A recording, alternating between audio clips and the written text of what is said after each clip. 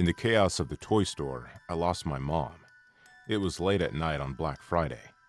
Normally, I would have been in bed asleep, but my mom couldn't get a sitter, and she really wanted to take advantage of the sales.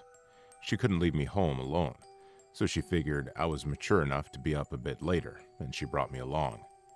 She probably wasn't expecting this store to be as packed or as crazy as it was. The lines around the store were filled with people slowly trying to push their way through.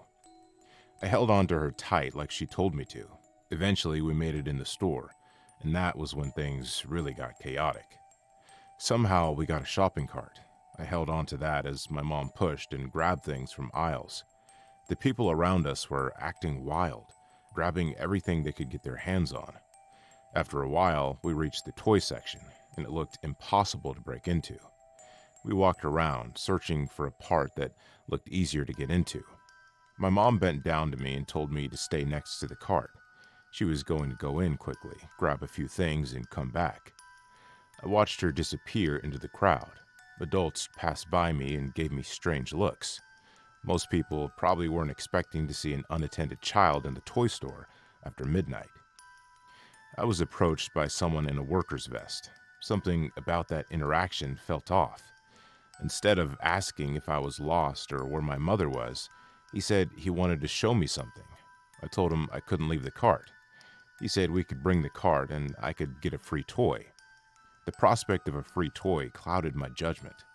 I didn't realize he was taking me away from the toy section. At the time, I also didn't realize that his vest looked different from all the other workers' vests.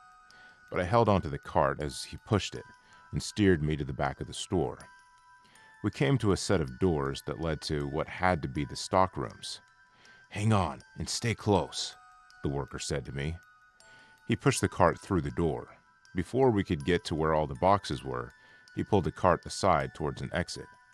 "I'm going to take you outside so you can pick something. Then we'll come back in and find your mom, okay?" The kid brain just heard toy, so I said okay. When he grabbed my arm to pull me off the cart, a deep voice scared us both. "Hey, where are you going?" We both looked towards the stockroom and saw a burly guy in a neon vest. I held onto the cart while the other man released his grip on me. I heard a loud bang behind me as he rushed through the door and disappeared. "Hey kid, is that your dad?" No, sir. I'm here with my mom," he sighed. "All right, let's go find your mom." He brought me back into the store and pushed the cart towards the front. It didn't take long for my mom to find us. She immediately dropped the 2 boxes she was holding and picked me up.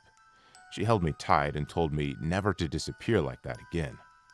The worker explained that someone came to me dressed up as a worker.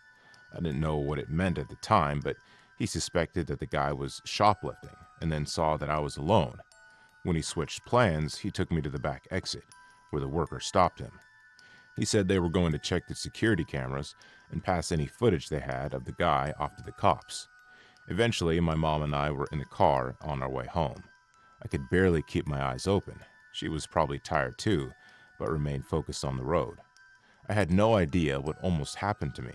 I don't think I even grasped the severity of events that played out. All I cared about was that we made it back from our shopping trip with plenty of gifts.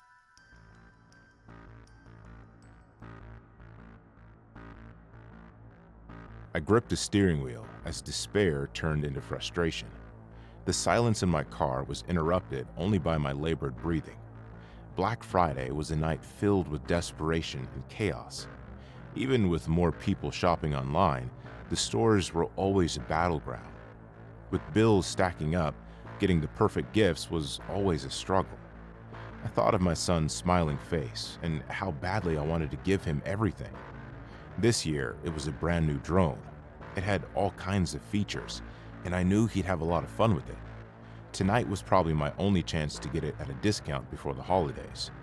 But when I was in that store, I couldn't get my hands on one. Finding them in the store was enough of a struggle, especially with everyone else pushing and shoving. When I finally found them, I watched some guy grab the last box off the display. He snatched away my kid's happiness. My heart dropped at that moment. I managed to grab a few other gifts, but I came back to the car and felt disappointment loom over me. My mind went back to all the shifts I picked up to have a good gift budget for the year. It was difficult being a single dad, balancing work and family time. I wanted to do better for my son. He deserved so much for being a good kid, even though his mom and I screwed up. Thinking about her began to fill me with rage. My thoughts went back and forth between those shifts, his mom, that guy, and losing that drone. My knuckles turned white as I clenched my fists around the steering wheel even tighter. My muscles tensed. I felt like I could rip the steering wheel out right then and there. But then, I saw him. It was the same guy who took the last drone. He and a few other people were exiting the store with their carts in tow. I watched him load up the trunk of his car with bags and boxes. The drone box was easy to recognize. At that moment, I needed to get that drone. I felt the rage in full force, like all of my anger began to possess me. When I saw the guy pull out of his parking spot, something drove me to follow him. I didn't know what I was doing. It was like my body was on autopilot, following his taillights and keeping enough distance between us. Somehow, I managed to keep a car or two between us for a good portion of the night. When he turned into a more residential area, I followed and tried to maintain my distance. I lingered at intersections and slowed my speed when I figured we were getting close. Finally, he turned into a driveway. I kept driving and parked on the next block. I didn't have a plan. I didn't know where any of it came from, but I started seeing red. An intense resolve overtook me and forced me out of the car. I grabbed something heavy from the back seat. Then I walked back to where the guy was unloading his car. He had the boxes stacked in his arms. He was facing away from me, so he didn't hear or see me coming. That made it easier for me too, not to have to see his face. It was a blur, or more like an out-of-body experience. I didn't swing my weapon at him and knock him to the ground. I watched myself knock him out. Except I realized that I had done more than that. Shock stopped me in my tracks for a moment. Even though it was fairly dark, I could see the crimson pool forming around his head. My eyes found the box I had come for, and I took my prize. In the rush back to my car, I didn't look back. I figured he would get up or his family would come out to help him, but it never occurred to me that neither of those things would happen, and he'd lay on the pavement until morning. The gravity of what I had done didn't truly hit me until I saw the news story. His family was on every screen. His children's tears haunted me. My son was really happy with the gift I got him, but it was killing me. I couldn't enjoy the happiness or smile on his face. Whenever I looked at him, I saw the man I killed and the pain in his family's faces. That was the price I chose to pay for his gift.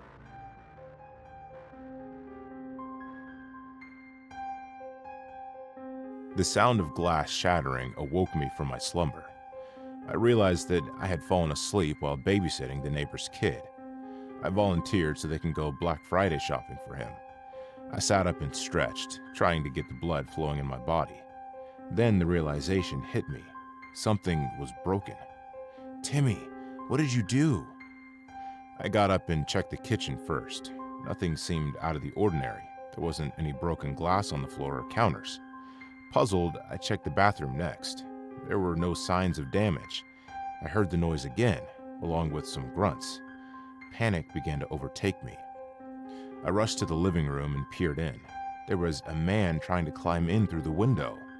I disappeared behind the wall, hoping I hadn't been spotted.